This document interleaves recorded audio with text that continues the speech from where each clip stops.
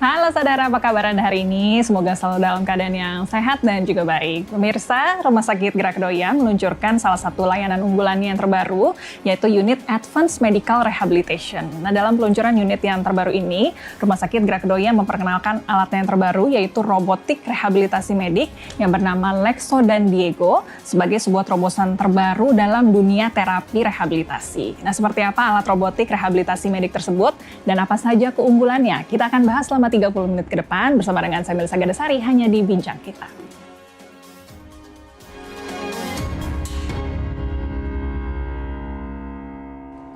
Ya, untuk membahasnya sudah hadir di studio Dr. Ivan Chandra selaku dokter spesialis kedokteran fisik dan rehabilitasi di Rumah Sakit Gerak Doya. Halo, apa kabar dokter? Baik-baik, Mbak Melissa. Baik, terima kasih sudah hadir di Bincang Kita.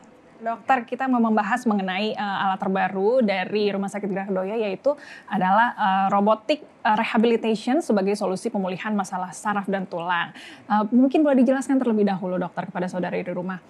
Profesi dokter spesialis kedokteran fisik dan rehabilitasi ini sebetulnya menangani masalah apa? Mungkin masih banyak orang awam yang belum paham ya dokter ya.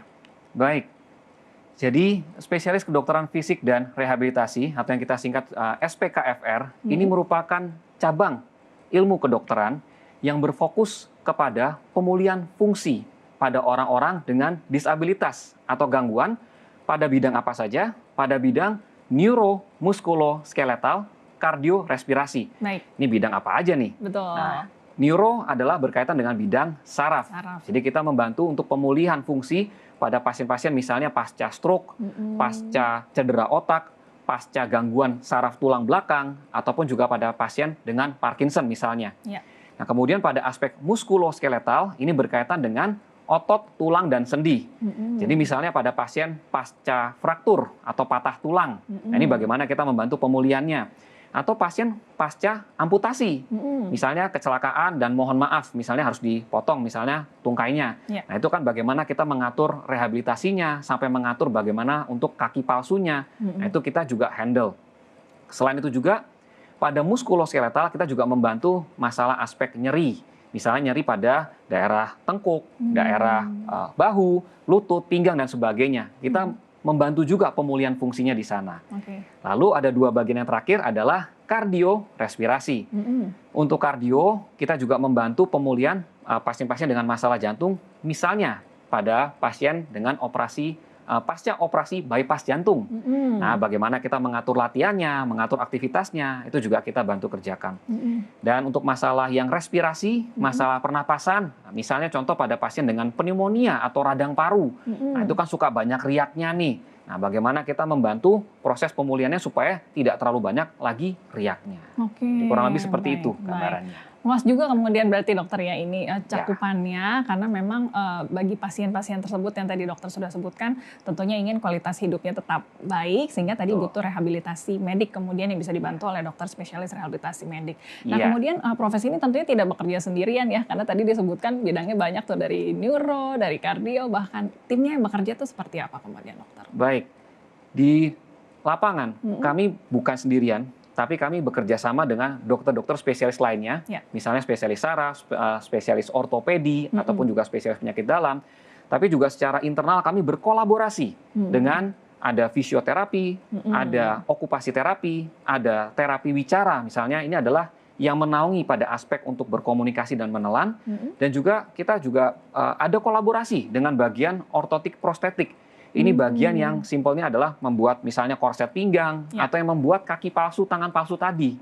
Jadi kita tidak sendirian, kita bekerja sama secara tim. Nah, karena memang tadi banyak ya bidang yang harus dibantu pada akhirnya sehingga pastinya bekerja sama dengan dokter spesialis terkait pada akhirnya. Nah, kalau tadi mungkin sempat kita bahas mengenai rehabilitasi medik, saudara di rumah mungkin membayangkan ada terapisnya begitu ya yang biasanya membantu pasien untuk bisa kembali lagi meningkatkan kualitas hidupnya seperti semula. Tapi saat ini di Jakarta Barat di Rumah Sakit Gerak Doya ada robotik rehabilitation ini kemudian. Boleh dijelaskan ini seperti apa robot yang membantu pasien untuk rehabilitasi begitu kira-kira ya? Seperti apa nih dokter? Boleh dijelaskan? Iya, baik. Jadi perangkat robotik ini adalah suatu kemajuan di dalam teknologi kedokteran, khususnya di aspek rehabilitasi, di mana kita menggunakan perangkat robot atau ada mesinnya ini untuk membantu proses pemulihan fungsi pada anggota gerak atas maupun juga anggota gerak bawah. Nah, diharapkan dengan menggunakan bantuan robotik ini juga latihan yang diberikan bisa lebih optimum, lebih maksimal, sehingga otomatis pemulihannya bisa menjadi lebih cepat dan lebih baik. Kurang lebih seperti itu gambaran robotik. Baik. Jadi karena kemajuan teknologi saat ini, kalau dulu mungkin hanya orang begitu manusia yang mengerjakan, saat ini sudah dibantu dengan alat robotik ini kemudian ya. Nah, di Rumah Sakit Gracodoya ini tadi sempat disebutkan ada Lexo dan Diego begitu ya. Boleh dijelaskan ini untuk masalah-masalah seperti apa, dokter? Oke, jadi untuk perangkat Lexo dan Diego ini adalah dua perangkat yang baru masuk ke Rumah Sakit Gracodoya bulan Maret 2023 ini, di mana produk ini berasal dari negara Austria, company-nya Tyro Motion, dan perangkat ini untuk Lexo ini ditujukan untuk membantu melatih anggota gerak bawah atau tungkai, di mana dalam penggunaannya tidak terlalu rumit. Jadi pasien cukup hanya dipasangkan kayak semacam harness atau penyangga, kemudian pasien ditempatkan di mesin Lexo tersebut, lalu kakinya dipasang di plate, ada kayak semacam lempeng di kakinya, lalu disetting alatnya oleh terapis, dan kemudian bisa dilatih untuk berjalan. Ini untuk yang Lexo. Kemudian untuk yang Diego ini adalah robotik untuk anggota gerak atas, tepatnya adalah shoulder and arm. Jadi pasiennya ini menggunakan kayak semacam sling atau penyangga yang ditempel atau digantungkan di mesinnya tersebut. Lalu setelah itu pasien bisa melatih anggota gerak atasnya ini dengan panduan terapis juga tetap pada akhirnya. Nah, tetapi keunggulannya apa nih dengan Diego ini? Yang menariknya dengan Diego ini adalah ada IGC atau kita bilang adalah Intelligent Gravity Compensation. Apa tuh, dokter? Maksudnya apa? Maksudnya begini. Jadi misalnya pasien tersebut punya kelemahan anggota gerak lengan yang sebelah kiri misalnya. Nah, pasien ini mungkin baru bisa ngeluarin tenaganya sedikit.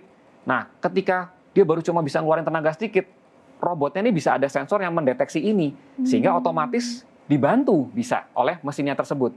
Tetapi ketika pasien tersebut misalkan sudah lebih kuat, nah otomatis si robot ini bisa mengurangi tenaganya.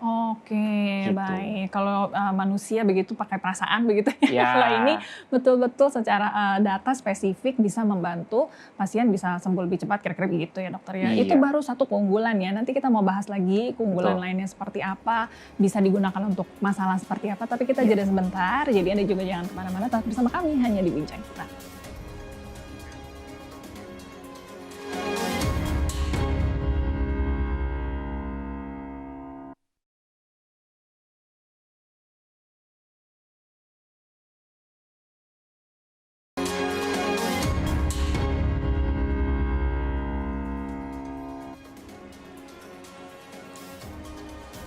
Anda kembali di Bincang Kita, saudara. Saya masih bersama dengan Dr. Ivan Chandra, spesialis kedokteran fisik dan rehabilitasi dari Rumah Sakit Gracodoya. Kami sedang membahas mengenai alat robotik rehabilitasi medik. Baik, dokter, tadi sudah sempat dijelaskan sedikit yang mengenai alat ini. Sebetulnya untuk alat robotik ini bisa digunakan untuk kasus-kasus seperti apa? Ini saya dengar untuk solusi pemulihan masalah saraf dan tulang ya, dokter ya? Betul sekali. Memang untuk perangkat robotik ini lebih berfokus kepada masalah saraf dan tulang. Jadi contohnya yang sering kita gunakan, misalkan untuk masalah saraf dulu ya, yaitu untuk penyakit stroke, kemudian Parkinson, itu kita gunakan kelainan seperti multiple sclerosis, itu penyakit autoimun yang menyerang pada area otak dan juga saraf tulang belakang. Itu juga menimbulkan kelemahan pada anggota gerak, nah itu kita bisa bantu dengan robotik. Kemudian juga misalnya pada pasien dengan ada kecelakaan, kemudian ada gangguan di saraf tulang belakangnya sehingga menimbulkan kelemahan pada kedua tungkai. Nah, itu juga bisa kita gunakan. Kemudian juga pada kasus tulang atau ortopedi, nah kita bisa gunakan contohnya pada pasien dengan pasca patah tulang.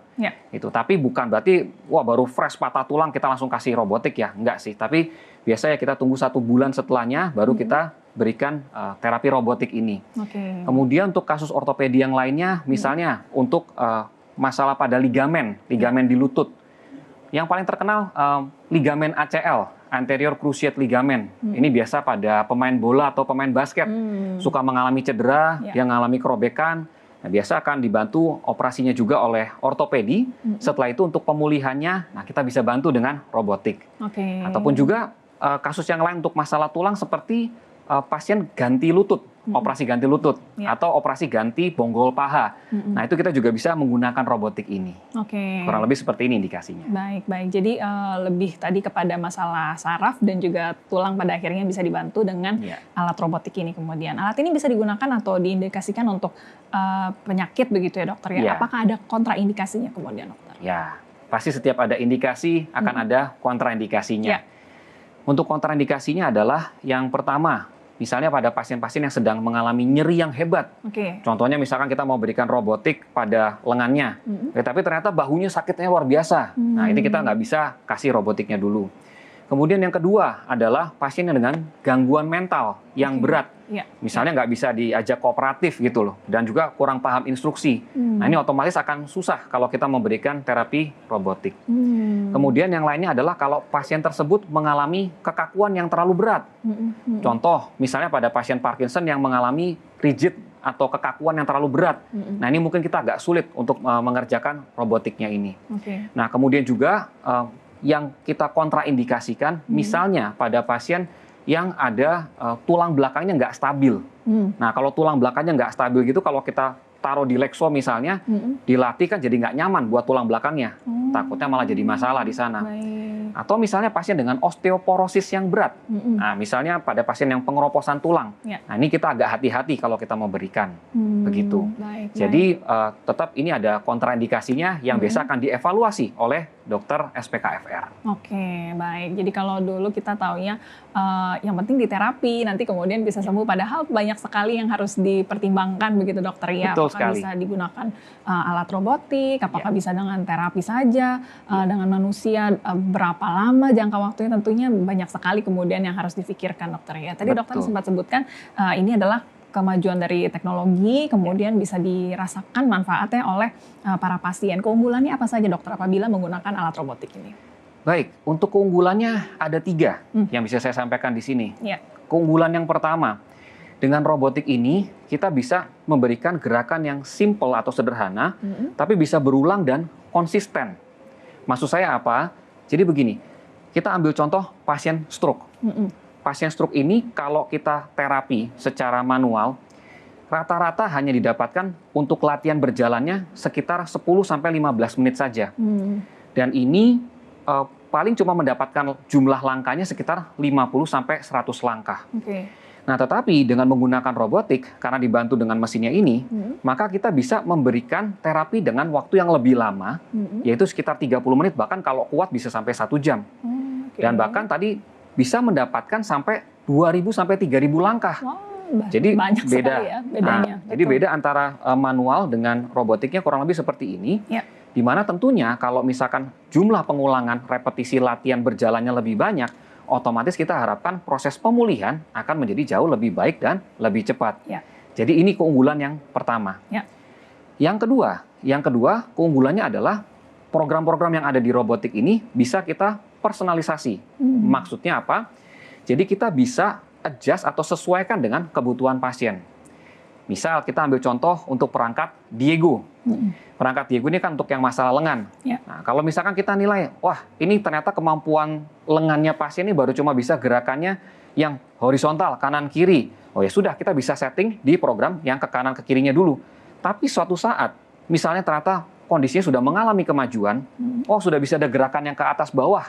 Nah, kita bisa berikan gerakan ke atas ke bawah, atau bahkan kita bisa mulai berikan gerakan yang kombinasi. Atas bawah, kanan kiri, bahkan diagonal menyilang pun bisa kita berikan. Jadi kita bisa mengadjust dengan kebutuhan pasien seperti apa. Ini keunggulan yang kedua.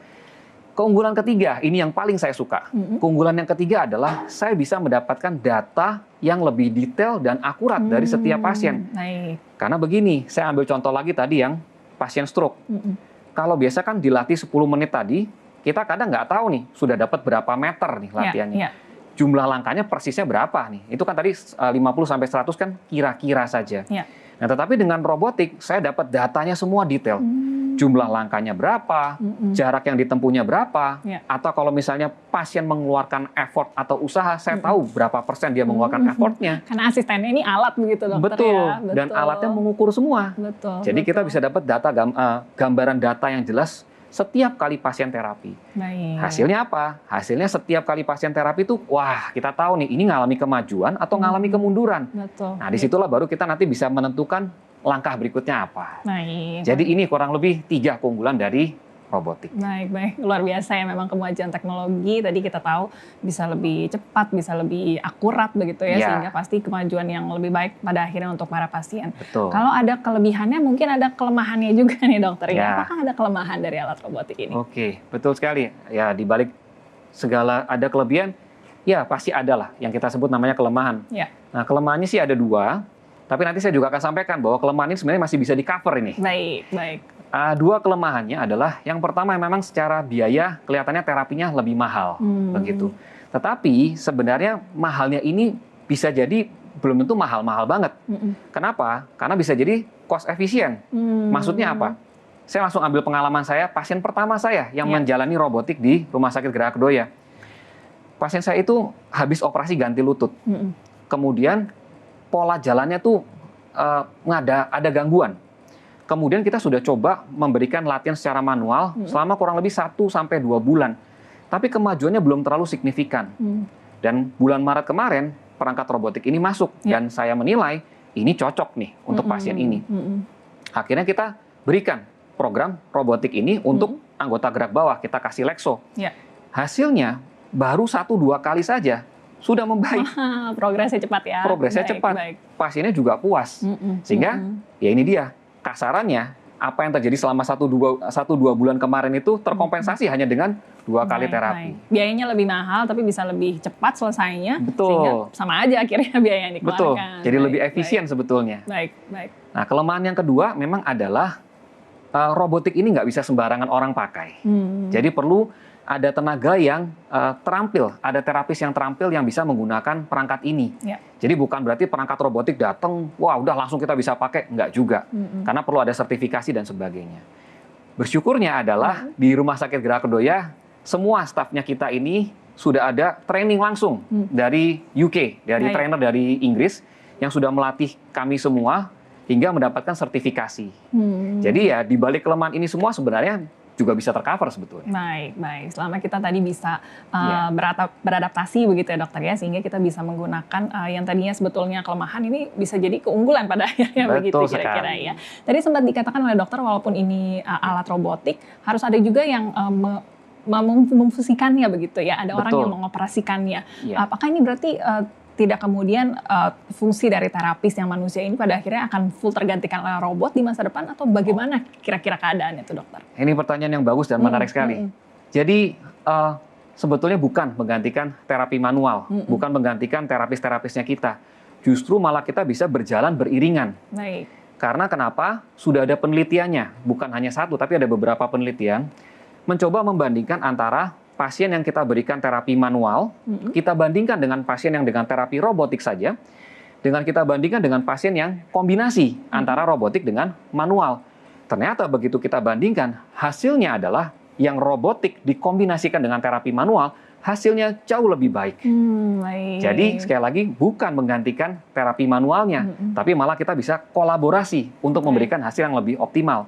Dan satu hal lagi, tetap bagaimanapun juga robot, yang terpenting adalah orang di belakang layarnya. Betul. The man behind the gun. Itu dia. Perlu ada human touch begitu ya dokter ya. Betul sekali. Karena terapi tadi juga pasti berhubungan dengan bagaimana kita memperlakukan pasien dan lain sebagainya. Tentu pasti butuh kolaborasi tadi ya dengan teknologi, dengan mereka pada akhirnya yang mengoperasikannya. Betul sekali. Oke, baik. Menarik sekali nih dokter. Kita harus jeda kembali sebentar. Tapi nanti kita mau bicara mengenai terapinya begitu ya. Prosedurnya seperti apa sih. Lalu rentang terapinya seperti apa. Tapi kita jeda sebentar ya, jadi Anda juga jangan kemana-mana, bincang kita segera kembali.